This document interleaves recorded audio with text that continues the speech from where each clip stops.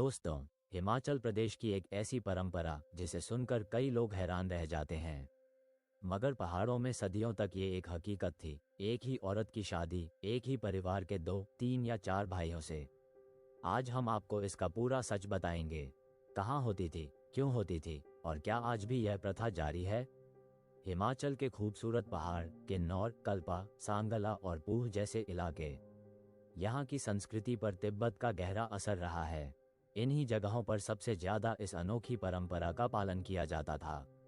ये केवल हिमाचल तक सीमित नहीं था, बल्कि लाहौल स्पीति के कुछ गांव और उत्तराखंड के जौनसार बावर जैसे क्षेत्रों में भी यही प्रथा देखने को मिलती थी।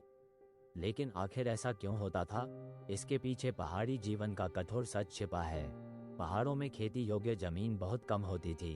अगर हर भाई अलग अलग शादी करता तो जमीन छोटे छोटे टुकड़ों में बंट जाती और परिवार कमजोर हो जाता। इसी कारण परिवार के सभी भाई एक ही शादी करते थे, ताकि घर, जमीन और संपत्ति एकजुट बनी रहे। इससे परिवार आर्थिक रूप से भी मजबूत रहता था और भाइयों में बंटवारा नहीं होता था। इस तरह की शादी में कुछ खास नियम भी होते थे। घर का सबसे बड़ा भाई मुख्य पति माना जाता था, लेकिन पत्नी सभी भाइयों की पत्नी मानी जाती। घर की जिम्मेदारियां सभी भाई बराबर निभाते।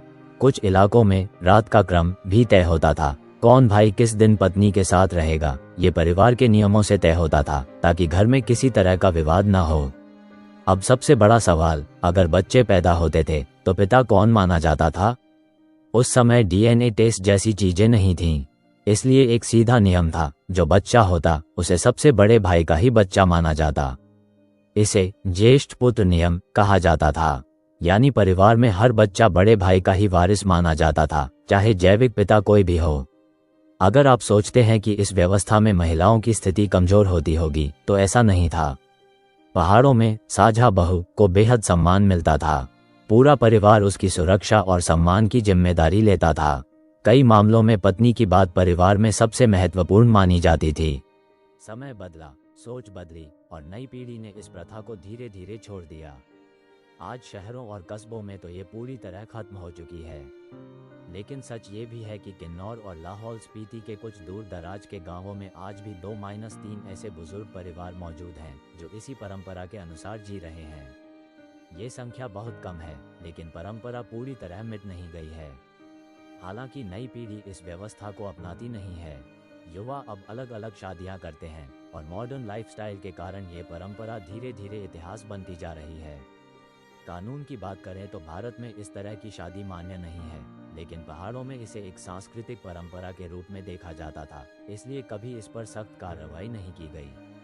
तो दोस्तों, ये थी हिमाचल प्रदेश की एक अनोखी, रोमांचक और सदियों पुरानी परंपरा की असली कहानी।